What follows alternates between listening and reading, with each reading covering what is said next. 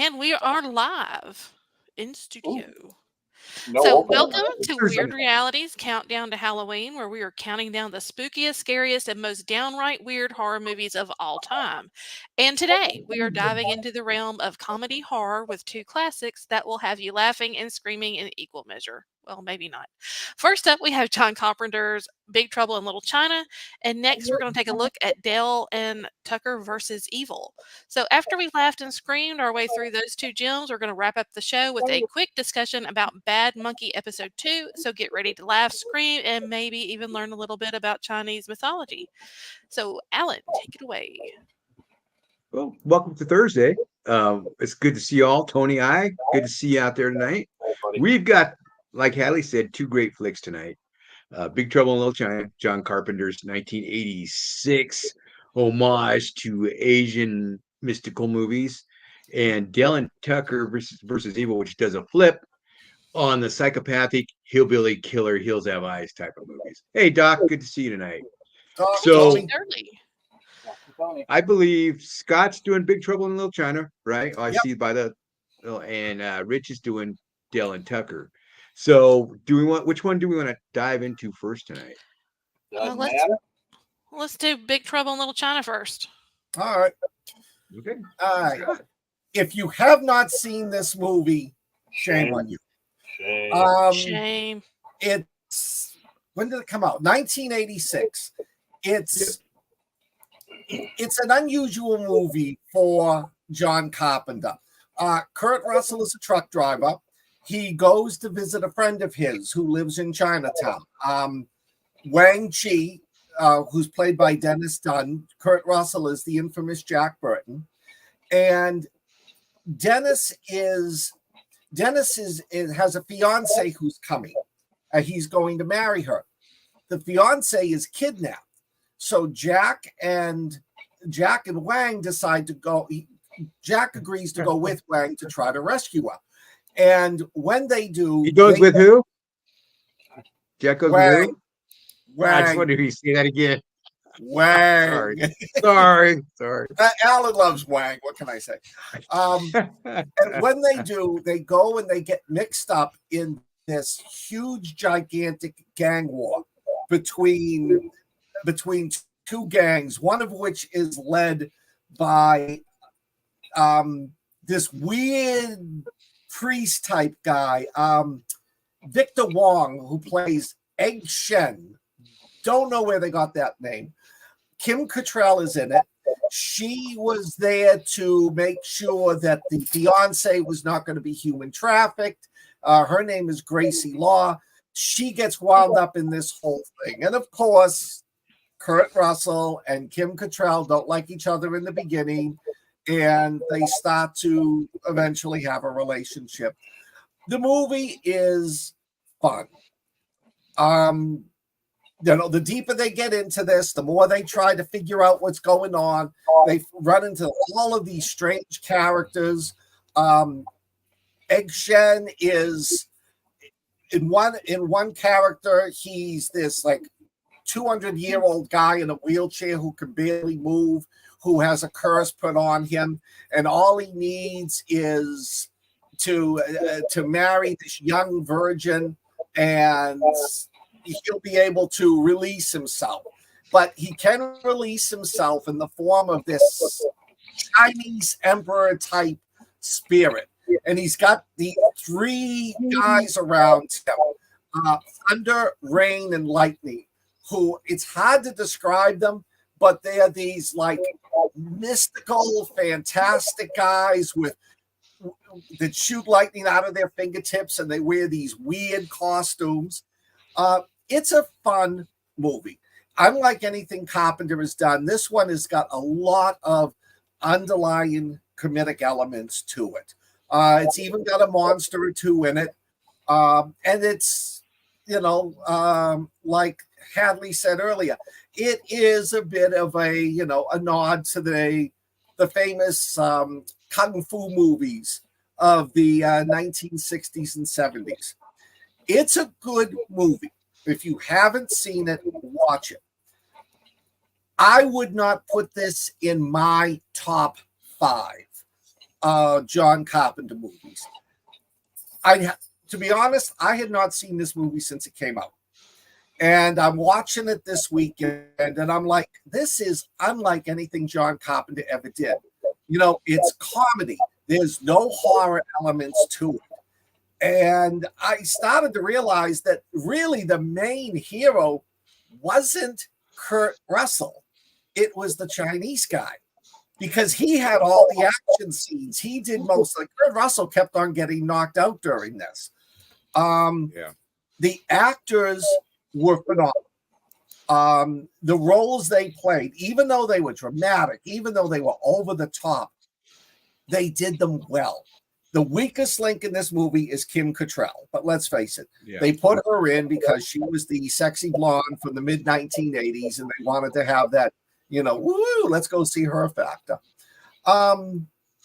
It is a different movie. If you're used to Assault on Precinct 13, Escape from New York, The Fog, Halloween, The Thing, this movie, if you haven't seen it, will surprise you because it's so different from what Carpenter usually does.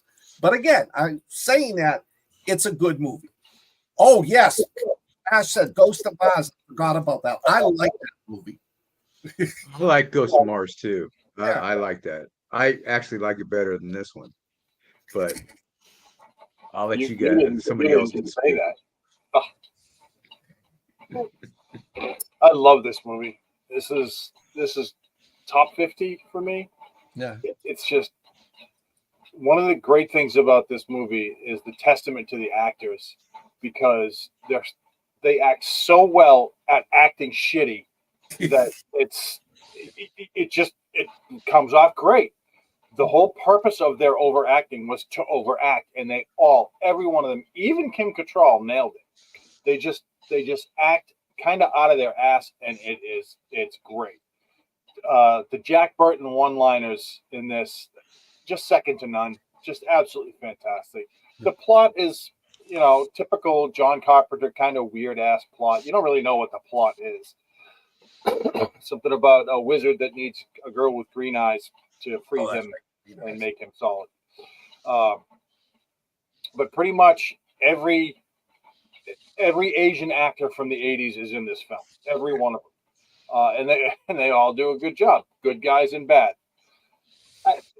I love the way that Carpenter had the actors just sort of, they didn't mess their lines up, but they just overacted them so much that it worked. It absolutely worked. And that, I mean, it's one thing for the actors to do, but the direction was just to tell them, no, not that way. Do it this way instead, and have them just overact to the point where any other movie would have sucked, but this was great. It was just fantastic. It's not really a special effects driven film, but there are some interesting special effects. I had never heard that the Chinese have more than one hell. I don't know if that's true or not. It is there's a whole bunch of different hells in this movie. They have 11 heavens and I think 9 hells. Oh, okay. There you go. But, I really enjoy this movie. Highly recommend it. If you haven't seen this film and you're over the age of 12, shame on you. Anyone else? I saw this in '86 at the movies. Go ahead, Alan. What'd you say, Haley? You go ahead. Oh, go ahead. I'm gonna wrap it up for y'all because I love this movie. Okay. Go ahead. Okay. I saw this in '86, and this is a movie that's intended to be seen at the movies. It's one of those movies where it's a movie. You go for the experience. They don't make a lot of them anymore like that. Godzilla was probably one of those kind of movies where you go for the special effects and everything. I love this movie when it came out. I actually thought it was a hit. I thought it was a hit. It was not. It was a flop. It cost $25 million to make, and it made like $2 million. And it's a cult classic now, and you know why. Kurt Russell wasn't sure he could carry this movie because he'd had a string of flops before that. Carpenter wanted him regardless. Regardless, you're going to be in my movie. And of course, like you said, Scott, Jack Burton was the sidekick. It was Dennis Dutton. Yeah. They wanted Jackie Chan to play that character. But they felt his English wasn't. Yeah, Carpenter wanted him, but the producers felt he couldn't speak. His English wasn't that good at the time. He doesn't speak well at that time, and they're probably right back then. But still, that would have been a whole different movie with Jackie Chan. Yeah. They wanted Nicholson, Eastwood, or Jeff Bridges for the role of Jack Burton. They were up for consideration, and those would have been. It would have been a whole different movie because, Kurt Russell brings Kurt Russell to your movie. And if you saw that movie Used Cars he was in, which I love that movie where he's a car salesman, that's a freaking classic. It's underrated. When that brothel scene, he's wearing that same suit he wears in Used Cars. I didn't know that. I was like, oh yeah, okay. I watched this the other day for the show, and his monologue at the beginning was cringy, so cringy. I love Kurt Russell, and you guys know how I feel about Carpenter. Watching it again wasn't as much fun as the first time I saw it. It's a fun movie. It's just, I don't think it's his best. Well, we know which one is his best, The Thing. But I suggest you watch it. Definitely watch it. It's a piece of cinema history, definitely, because of the topic of it is just different. But it's not my favorite. Not my favorite movie. I didn't enjoy it this much this time watching it. But like you said, Rich, the acting was, they wanted to overact, and they did. That was the characters. The overacting. It was supposed to be like a B movie. The characters are snappy, talking all over each other and everything like that. And they nailed that. They did nail that. That was great. But that beginning monologue just made me cringe so bad. I was just like, oh man, and come on, Kurt, I love you, Kurt. This is just, but I do recommend this movie. I really do. I don't hate it. I like it a lot. I don't love it like I did back in '86, but that happens with a lot of movies. You watch them again and you're like, I enjoyed it, but not like I used to. Hallie? Are y'all ready? Strap down, because it's gonna be interesting. So this movie is probably what made me fall in love with martial arts and Chinese mythology. So this has everything I love. It's got monsters. It's got this, chemistry between the two, man and the female, and there's just sparks flying between them with this great banner that's very similar to Han and Leia. It's just pow, pow, pow. Anyway, so beyond that, I've got some trivia for y'all that's going to make sense of some stuff for you. First off, the reason this movie probably did not do better was 20th Century Fox had trouble marketing it because they didn't understand Carpenter's blend of genres. So the unique mix of the action and the comedy and Chinese mythology, they just didn't get it. So they didn't know how to put it into the box office performance. So I'm going to go into a little bit about the mythology. So the three storms, this is actually not mythology, but more like gamers mythology, I guess. But the three storms, especially lightning, are often cited as the inspiration for the character of Raiden in Mortal Kombat video games. So if y'all know, if you're familiar with Mortal Kombat, they look very similar and have the same hat and the lightning-based powers. Dum, dum, dum. Also, this movie was originally written as a Western set in the 1880s, with the story revolving around a cowboy who faces off against Chinese sorcerers. John Carpenter and scriptwriter W.D. Richter reworked it into a modern-day adventure set in San Francisco's Chinatown. So I'm going to skip over to Kurt Russell.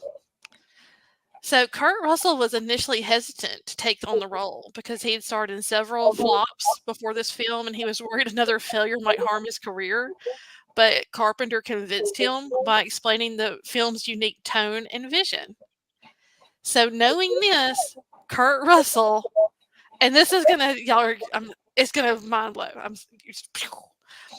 Kurt Russell based his portrayal of Jack Burton on John Wayne.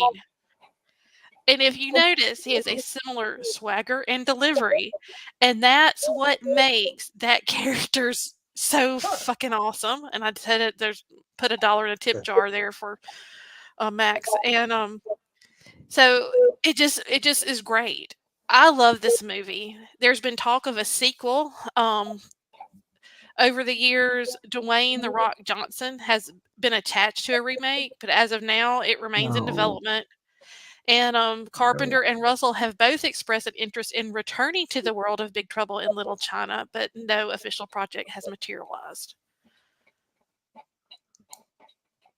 Would be interesting. I'm glad they killed it with The Rock because I like this movie and it would have made it horrible. You can't replace him with The Rock. Rock's and everything. It would have been on Rock burnout. It would have been an action movie. Bradley not Cooper. This Bradley Cooper classic. could do it. With the guy from The Hangover. The Rock and that little short comedian. Oh, like that Rock and little short comedian. Kevin Hart. Yeah, there we go. And let's remake it. Yes, there we go. Well, that sucks. I love this movie, and I recommend anybody that loves nostalgia to watch it. It's just great. And Kurt Russell is Kurt Russell, and there's just no wrong he can do in the acting world to me. And Kim Cattrall did great in it. But again, not the stars. The stars really were. Egg was great. I just want to say egg every time Kurt Russell would say egg. And Wang. Egg and Wang. It's great. Egg and Wang. But it made me fall in love with these type of movies. And y'all know that I love to watch the Chinese historical mythology romance stuff. I love it. It's great. But I digress. What was that? What was that? Jumping Dragon and the other. What was that? Crouching Tiger, Hidden Dragon. But I'm not going to get into it. But yes, I love all that stuff. So. Yeah, we there were some good ones. Max said, "Why can't Kurt play it again?" He could, and Kim Cattrall's still alive, so you could have them as aging characters, right? And I think the one guy's still alive too, right? He just got a star on Hollywood Walk. Gosh, can't think of his name, but anyway, they could use them again. I'd like to see and they can have Jackie. Then they could have Jackie Chan played, because he can speak English would now. Do very well. It would do very well if they brought back Kurt Russell, Kim Cattrall as well, but Kurt Russell would just sell it, and I bet he would do it too. Oh yeah, yeah. They'd have to get those two. And the guy who played Wang, who was that? Wait a minute. You need to also bring back Dennis Dunn. I'm curious if the monster is made by the people who did some of the stuff from the Henson and Company. Jim Henson. Oh, maybe. Right. I know some of it was like Richard Edlund, the guy, he did a lot of space stuff, a lot of the big space movies. I'm looking to see if they've got anything listed about it. Yeah, I'm looking. I know the budget was like $2 million for the special effects. The special effects producer was Richard Edlund. He's done Star Wars, Raiders of the Lost Ark. He did a bunch of those. Well, the effects for the time are great, and the creature. I love the creature in it. I love how he crept around, and Yeah, he had an interesting the eye reminded me of something from Dungeons and Dragons. It did. Yeah. I just found an interesting piece of trivia. There was an extended ending that was not in the original movie. You can only get it on the DVD. When Jack Russell is driving his truck out at the end, he finds 3 of the punks from the beginning sitting in their sports car by the docks. So he drives forward, smashes into their car, and throws it into the sea. Oh, wow. But they removed it because they thought it was too vengeful for this type of movie. Yeah. They could have made it funny, though. Yeah. Yep. Well, like I said, I think my favorite trivia that I found out this week was that he based that character off of John Wayne because I can see it now. When Yeah. I think about him saying things and it's like, As "Oh, soon man, as he you said it, killed it. He killed it." as soon as you said it, I could see it. Yeah. Well, Yeah. he based Snake Plissken off of Clint Eastwood. Really? Awesome. So yeah. I can see that too. He's great. I Yeah. love Kurt Russell. Man with no name. Oh yeah. Yeah. Kurt's great. So what do We're we gonna give have this? to do a night where we just like pick our favorite Kurt Russell movies and Oh. watch them. Oh, Well, we've yeah. already done the thing, so that's good. Well, no, I mean like the obscure Kurt Russell movies, But we ought to do a Like top 2,000 five. Miles Top to 5 Kurt Graceland or Russell something. movies. Soldier. So yeah, Soldier, 3,000 I Miles don't to know that I've Graceland. seen Soldier. What are we gonna give this one? I'll give it a 3.75. Wait, Mike? You give it a 5? I would absolutely give it a 5. Yes.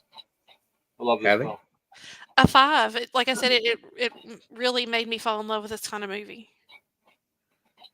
I'll give it a 4. I'm gonna give it a 4. Just nostalgia. I loved it when I first saw it. It was a movie that made you want to go see movies. So I'll give it a 4. It's one that leaves you wanting more. I want to know more about these characters. Oh, I yeah. want to know more about this world that they're in. I want to see more about it. So Tony I Yeah. gives it a 6 out of 5. Good man, Tony. I'm with Tony. Hope Tony's doing good. He's been in and out of stuff this week. Yeah. I hope you're doing Landon better. said, "Ow, quit poking her in the eye, Rich." What's that? Landon said, "Ow." Sorry, buddy. Land is tough. Texas, you can handle it. We didn't know your finger was so long, Rich. I know, Anyway, right? shall we move on to Dell and Tucker? Tucker and Dell. Tucker and Dale versus Evil. I have been relegated to Tucker and Dale.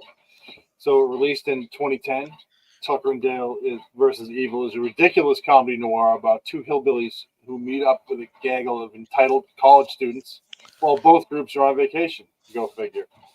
Excuse me. The college kids mistake Tucker and Dale for murderers, and hijinks ensue when pretty Allison falls into the lake during a midnight swim and the hillbillies rescue her.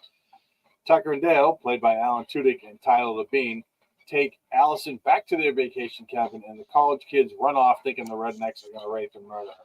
But in reality, the well-meaning duo are trying to help her. The next morning, there are bees. I hate bees. Recent issues with bees. And Tucker starts running from them while one of the kids starts running from him, and the kid impales himself on a branch, first to die. From here, the entire film is about how college kid Chad convinces the other kids that the rednecks are evil. The kids begin accidentally killing themselves and each other while trying to kill Tucker and Dale, all in an attempt to save their friend from people who have already saved it. Spears, sticks, wood chippers, firearms, and fire without the arms are used as murder weapons when the idiot kids perform inane stunts, all of which backfire in miraculous ways and end up with them dead. Jealous Chad goes off the deep end trying to kill Tucker and Dale, and we find out later that Chad is actually the son of a hillbilly rapist from a Memorial Day massacre a couple of decades past. Chad gets blown up, suffers an allergic attack, falls out of a window. You just can't kill Chad. And he attacks and murders a news reporter and her cameraman both at the beginning and the end of the film because he's crazy. Dale, who's actually hyper intelligent, ends up with the hot chick Allison, and Tucker ends up with a new finger after his amputated fingers are reattached in the hospital. I've used terms like ridiculous and inane, but this flick is actually quite funny and well acted. The movie has won half a dozen minor awards and has a decent cult following. So much so that there is a South Korean remake called Handsome Guys, which I found out today.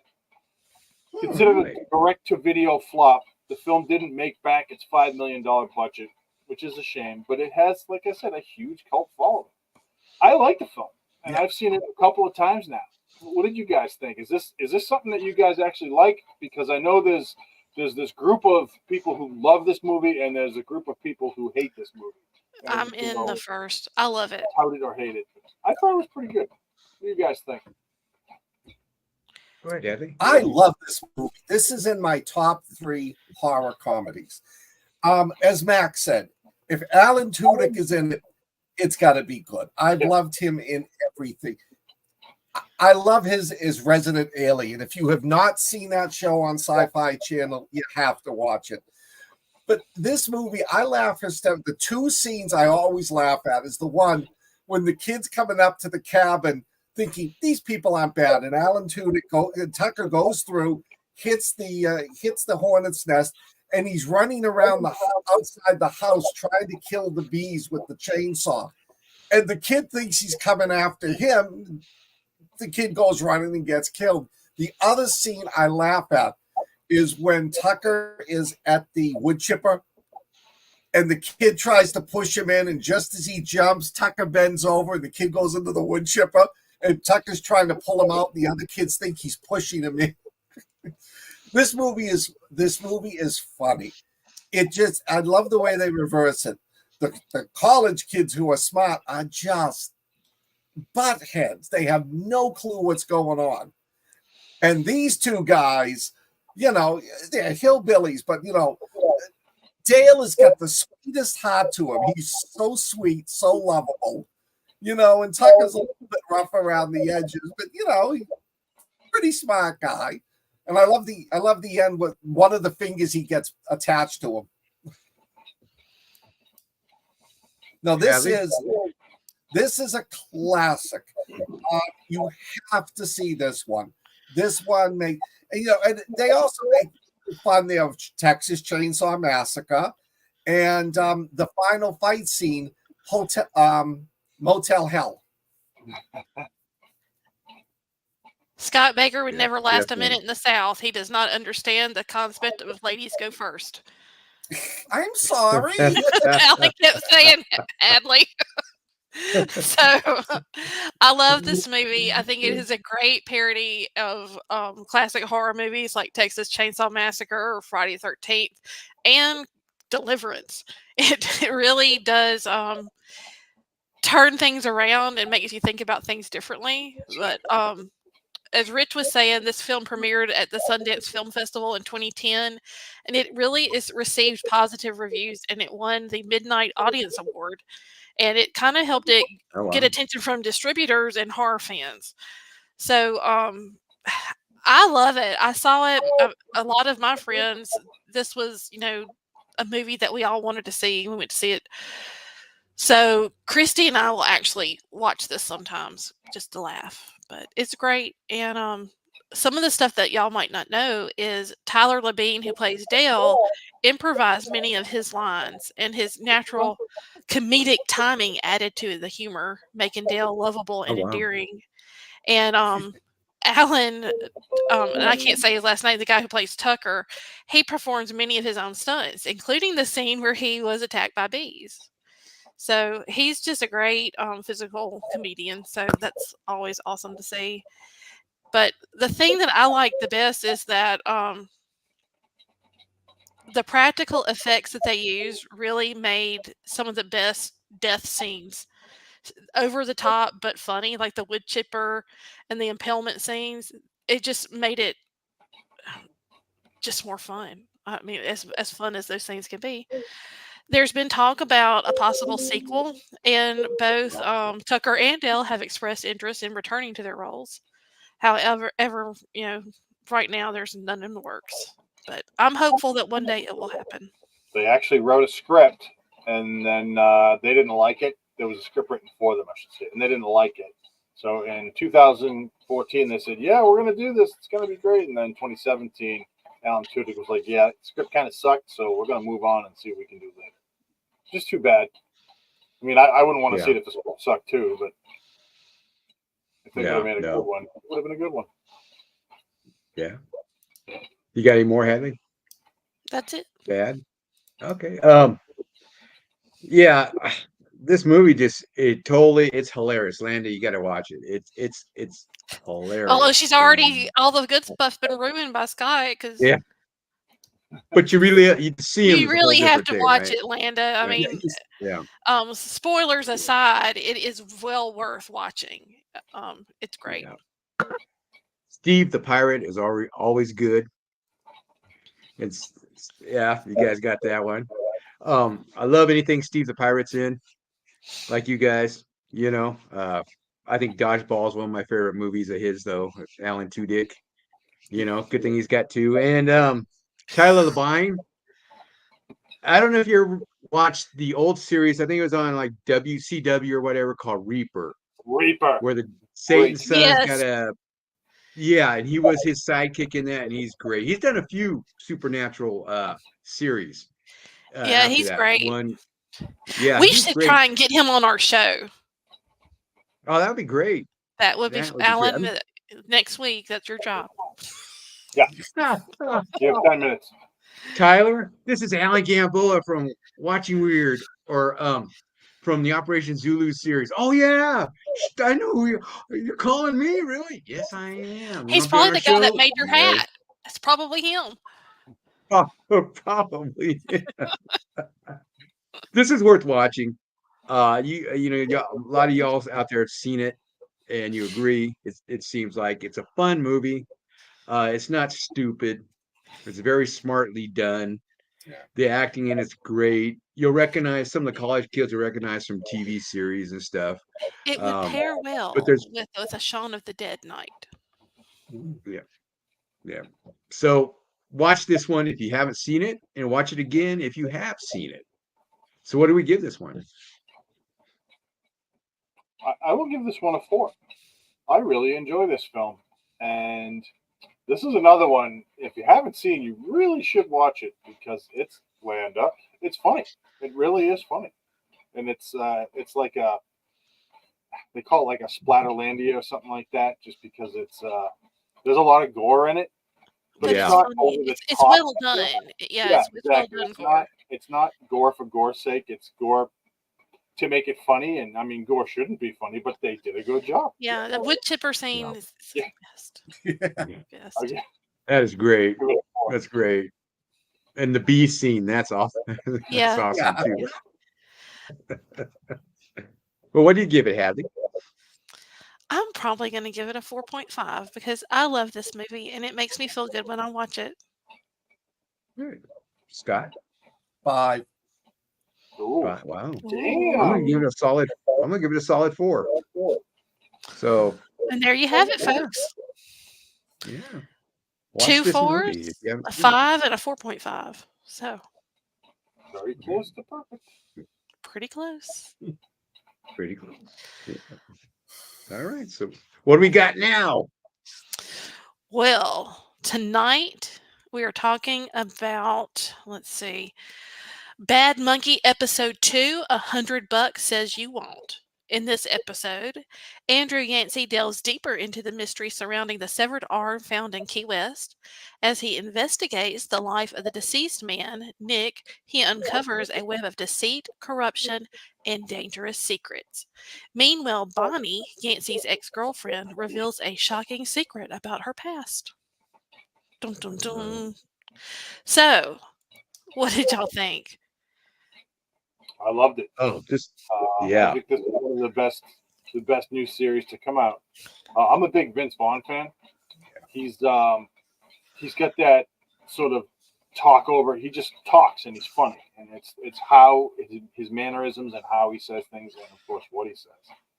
And his delivery is just, I don't know if I would call it deadpan. It's kind of deadpan. It's just great. And the plot of this is, it's sort of intertwined with everyone, and hasn't really brought everyone together yet, but as of episode 2, that's coming, and it's coming soon. But again, to me, one of the best dynamics in this film is about how he hates the monstrosity they've built next to his house, and he's doing everything he can to just shit on this guy that's trying to sell this house, because it's this big yellow awful thing next to his pretty little house, on the water, and he hates it. He absolutely hates it. I think we're up to episode 4 now. I think they've released 4 of them, and I can't. You're hooked after the first one, so just watch the first one and you'll see. I'm telling everyone to watch this. I turned it on, and like I said, Apple usually will drop their first 1 and 2 together, so you can kind of get a taste for the series before you decide not to watch it. And this one, it had me. I think I sent a text message out to the important people in my life and said, "Oh my God, you got to watch this movie or this show.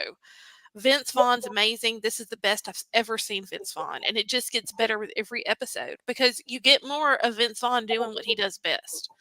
So I'm a huge fan of it, and he is just incredible in it. And the story is also good. And I think Alan's a huge fan of these Florida Everglades type stories, but Yeah. it's just really, really well done. And the characters, it's like we've got Bonnie, the ex-girlfriend, who he's pretty much lost his job over.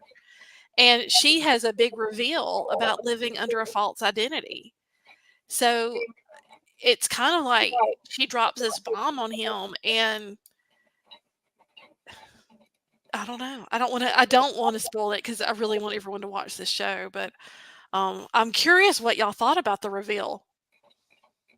Well, it was like, wow, like that's really different. You think it would be murder or something, embezzlement, something, something, but she's really a kook. She's really a kook out. She's really out there. Well, that's a big thing. You hear what she was accused of all the time now, Mm-hmm. and it's just Oh yeah, a little weird. yeah. Well, where the hell they were when I was a kid, but So I'm curious, what episode are y'all up to? I have watched all 4. I'm just 2. So you've done 1 and 2, right? Yeah. Alan has watched 2. What about you, Scott? Have you watched any? I'm keeping up with them, so I've only seen the first 2, Okay. but I'm looking forward to watching the rest of them. I think Rich and I are probably addicted. It's really good. Yeah, it's like heroin. Yes, I would. But I want to have it fresh in my mind. Yeah. Well, it's great. I'm curious what you thought about the big reveal with what's her name? Bonnie. Did I say Bonnie earlier?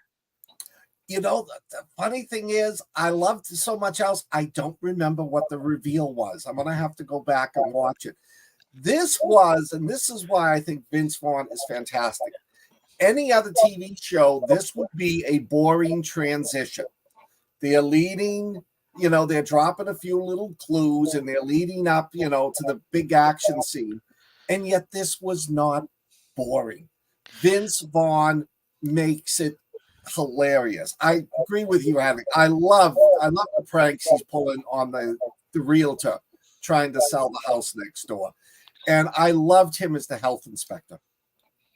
Oh yeah, that's just terrible, isn't it?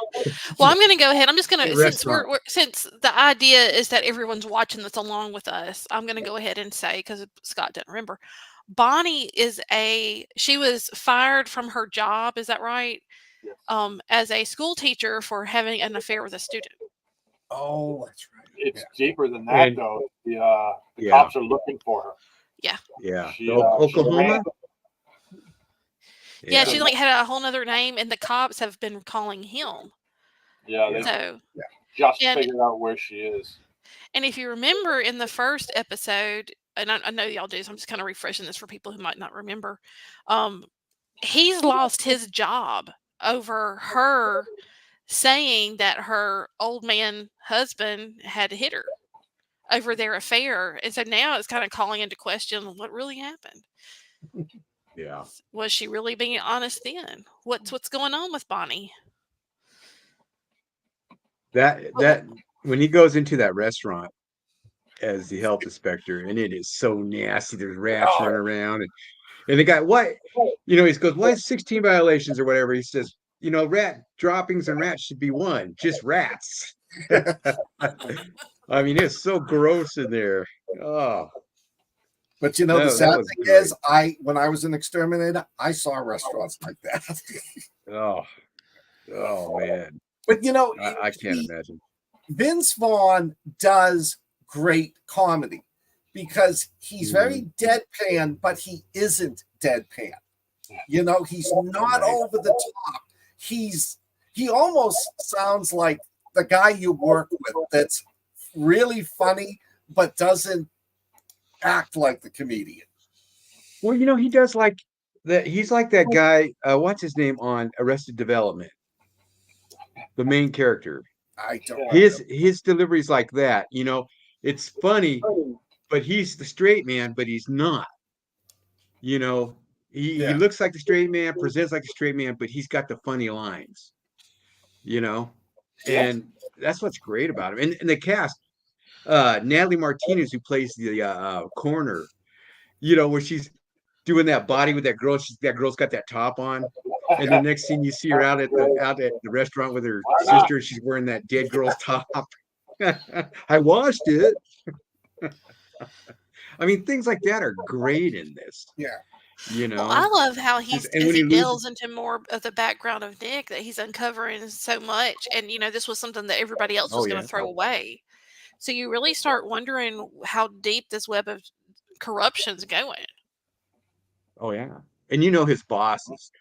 There's something going on with his boss too, where his boss is just a dick. But I think his Yeah. boss is just a dick, but there could be more to it. You know. Yeah. So about that, at the end of the third one, I know we're not talking about that. There is a huge reveal that you can kind of see if you're really paying attention. You can kind of figure that out. But that, I think, is going to tie back into the boss, the sheriff from down in the Keys, and it goes even further than that in the fourth one. You got to wait and see it for yourself. I don't want to bring it up yet. We'll do that next week. But there's definite tie-ins, and that reveal is great. Well, and Max says his prediction is that the villain is his old partner. I've only seen 2 episodes, and his partner's been kind of pushing him away from that stuff, even though it's like, I don't want you to get in trouble. Kind of like it's not. Some of it's like, you're like, why are you being so like that, and not more, so I wonder, if he's involved too. Like Max said, I forgot about that. Well, Yeah. I'm And not we're going to say forgetting the anything. narrator. And we're forgetting the narrator. Well, The I'm not, captain, the again, boat captain. He's I'm not, great. I don't, is it the boat captain? It's not the boat Yeah, it's the captain. boat captain. Yeah, Yeah, it's the No, boat it's captain not. that's doing the narrating. Yeah. Tom It is? Nowicki is his name. Yeah, he actually says, "Yeah, that's me right there," in the Yeah. first episode. Okay. Yeah. I'm going to have to rewatch Yeah. the first episode because I am convinced that the narrator is revealed in the 4th episode. Oh. No, be- he's the boat captain. that's his dad, Scott Glenn. You're not supposed to tell him, Rich. Oh yeah, that's right. Oh, Scott Glenn's in this? Nope. Yes, but I not. thought that was his voice was the narrator. I thought it was his voice. No, it's the guy from the boat. No. Okay. It's this Tom Nowicki, because I looked it up because I was like, who is that guy? Sounds familiar, And if I've seen him and stuff, I don't remember him. Well, I'm going to tell y'all that this show, it just keeps getting better. I don't know what's going on, but I like the way it's going. Well, in the 3rd episode, I think is that when the doctor comes out? I thought we weren't talking about that. I didn't tell who it was, but I'm asking you. So if it was episode 2, I don't remember if it's episode 2 or. Well, we ruined it for Doc. How do we? Oh no! I'm sorry, Doc. No, Doc. One of the things I love in this series is the banter between Vince Vaughn and his old partner. Yeah. Agreed. They're like real partners, the way they handle each other, Well, Vince Vaughn plays a cop so good. Yeah. He just it's a really good role for him. It's just like, I don't know if he was raised by the police or what, but he just has that down. I'm gonna have to research him for next week. Oh, and another scene I loved, because it's me when I get into a situation, was when he was at the rental car company. Oh yeah. Oh my God, the things he's saying, I'm thinking to myself, that's how I would act in a situation like this. Now, I don't want Rich Hadley, I don't want you to tell me, but I hope the battle with him and the realtor keeps on going and gets more intense. Yeah. The thing is, the bad guy on this that they're showing right now, he's not really much. You know what I mean? Really doesn't have a big character. You know, he's kind of low key. You know, the things he does He's in right now. I'm only on Deadpool, a second too. episode. Have you Yeah, seen he's Deadpool? in Deadpool. Yeah. He's plays Sugar Bear in the first Yes. Deadpool, or yeah, and then he's in Wolverine and Deadpool. Okay. Yeah, Now yeah. are we talking about the guy who's like roughhousing around the oceanfront property to make sure everybody's cleaned out? No, Yeah. the white No, guy, yeah. the Oh, That's- him. Okay, yeah, Okay. Yeah. Different because they're together. right. Those two guys are working Yeah. together. Yeah, the one Yeah. with the really like the wife you just want to slap senseless, but it wouldn't Yeah. take long. He's got the yeah, the mustache. dead guy's Yeah. wife. Yeah. No, this is good so far. You know, I'm It's a digging It good it. just series. gets better, Alan. It just gets better. Because like when the last one that I watched ended, I was like, no, no, it can't end. I want to see it now. And that's just kind of how it is for me. It's pretty good. I like to save them up and then watch a couple at a time. You know, that's what I do. If they're weekly, Yeah. you know, just it's hard to do sometimes though, because you get spoiled by stream a whole season at one night, and then you're sad Well, because that's they're how I over. was, and I know y'all probably have not watched it, but when I watched Handmaid's Tale, I didn't want to watch it for the longest time, and someone had told me I need to watch it. It's when I had been homesick and I was bedbound, so I was just watching TV, and I stayed up to 3 o'clock in the morning watching that whole first season. It was that good, and it was just really, really good.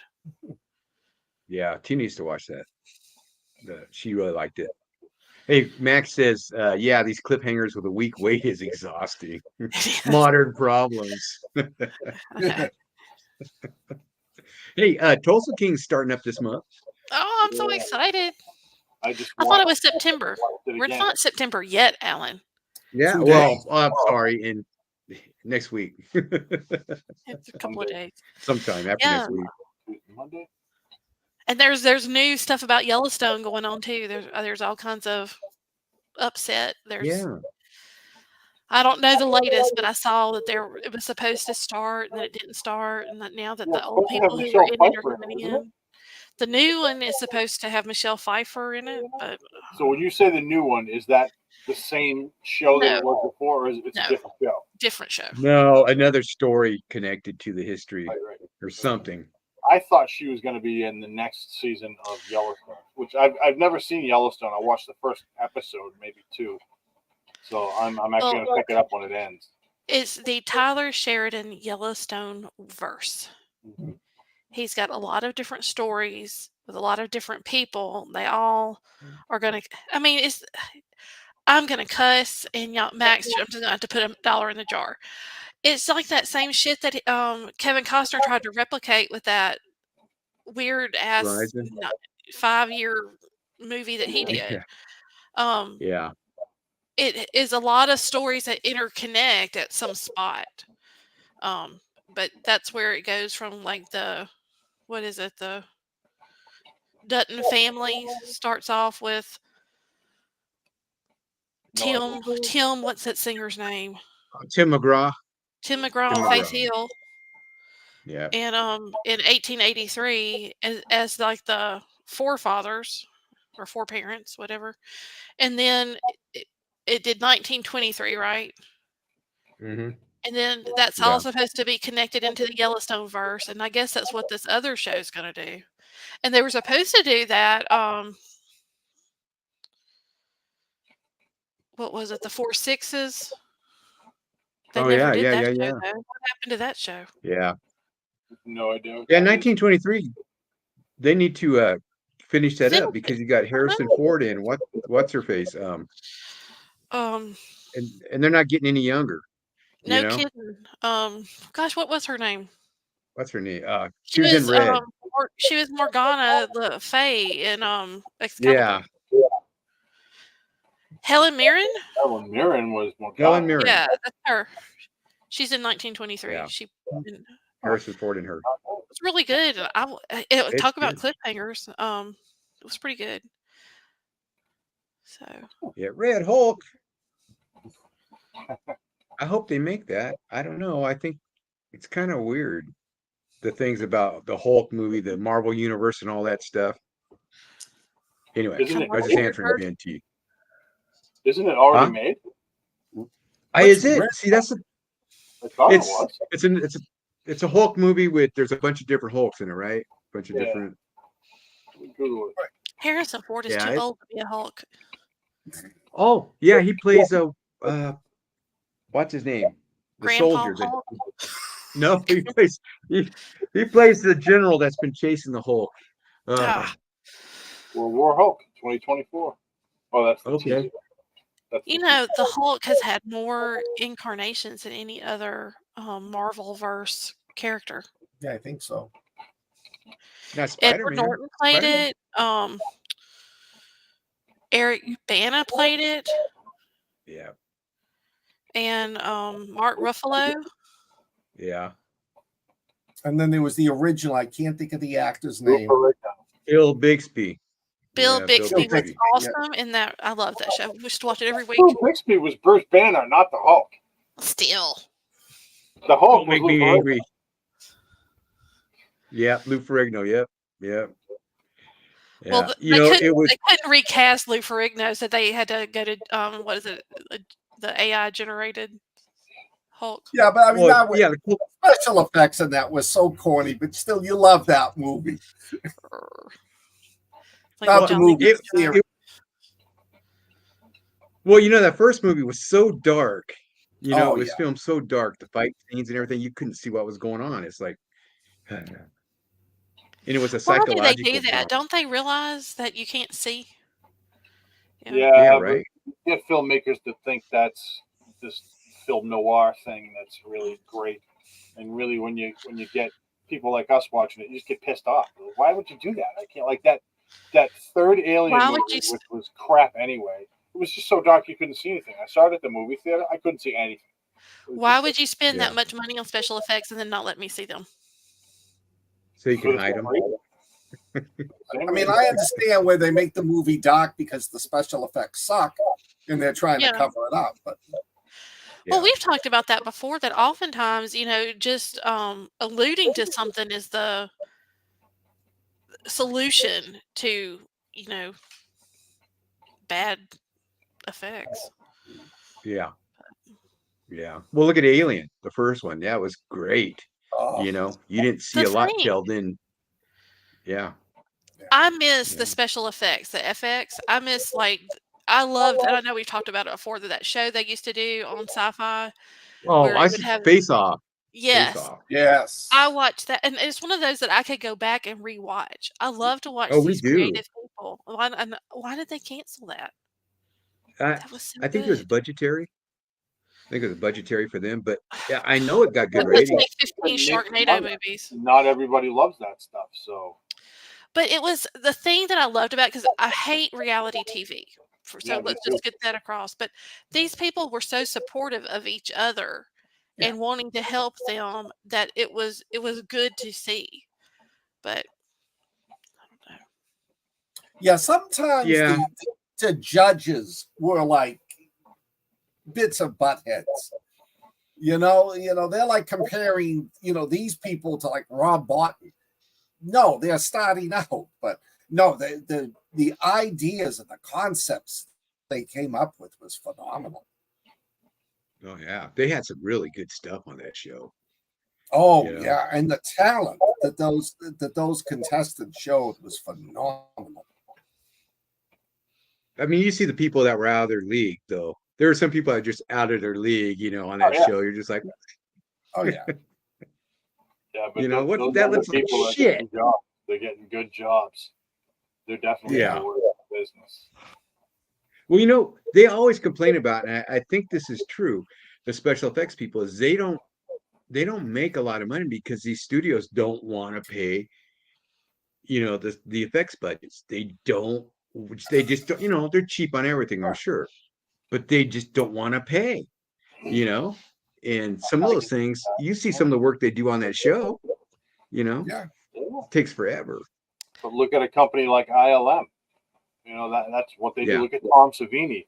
These are not poor people, you know. No. So they're actually, you know, tops in their field. And Yeah. what's his name? The guy that was in Walking Dead too. Nicotero. Nicotero. Yeah, he's another one. Nicotero. Not a poor guy, you know, and it's because of their Yeah. makeup abilities. And I mean, with ILM, it's more, of course, way more than makeup, but those are special effects, and they get paid a lot of money. So if you can be good enough that someone sees your stuff and really likes it, and you get on, you know, a great movie like, you know, The Terminator or Star Wars or something like that, you're over. You're done for life. You're set. Yeah. You know, you don't need to worry. And that's one of the things that I love about The Thing. That was not CGI. That was pure special effects. Everything in there was real. Yeah, it was all practical. And the goo hanging from the ceiling was goo that they made and shot on the ceiling. Yeah, it was great. Yeah. Yeah, no. And you see the list when they show the special effects crews. I mean, there's 1,000 people on these big movies. I mean, how do you make any money being one of them? I'm not saying being Nicotero or, you know, the late Stan Winston, but you know, Bob Smith, you know, how much do they pay you to do that? Because, you know, you've got 100 people on this list, you know, so how do you make money? You know, I don't know. It's crazy. I don't know. Yeah. But I mean, I can deal with CGI. I can deal with CGI for like things that you couldn't do special effects, like 2012. That was all CGI, but that was done well. But you know, with these asylum movies or the Sci-Fi Channel movies where they use it's like they get a middle school student to do the CGI effects for them. Ridiculous. Yeah. Well, like Hadley, Psycho Gorman. That's all practical effects. That was great. Oh God, I love that one. Yeah. All right. Well, next week we've got vampires coming up, and it looks like we're going to be watching Near Dark and Fright Night, the original. Blah, blah, blah. Did we decide if it was the original or we're going to do the Colin Farrell one? I can't remember. Oh, please do the original. Do the original. Okay. Definitely. We'll do the original then. I saw the original at the theater on a date night. Back in the day when I was cute and sexy. I saw Near Dark on a videotape. No, I saw it. Near Dark classic. I saw it in the theater, and my girlfriend at the time just was like, "Oh, I want that vampire to bite me." All right, kids. That's going to wrap it up, and I'm going to play our outgoing video. And I want to say, yet again, thanks to all the people who support us. That's going to do it for this week's show. For notifications each time the Wyrd Realities Network goes live, be sure to like, subscribe, and ring that bell. You can expect fresh weirdness 3, 4, sometimes 5 times a week. But before we depart, let me give a special shout out to our incredible patrons, Mike Lewis, Landis Aldana, and Alan Lassiter. We couldn't keep the lights on here at Wyrd without you. And a very special thanks to our partners that keep Wyrd Realities spinning. It's you guys who make our weird world go round. And if you're interested in supporting our endeavors, consider joining the Cabal of Wyrd over at Patreon. And keeping you entertained and bringing you new content is our goal with every cent that you donate. And if you are interested in partnering or sponsoring, be sure to send us an email at wyrdrealities@gmail.com. We are always interested in making new friends and creating a new tapestry of strangeness with you. So, until next week, kids, stay weird, you beautiful weirdos.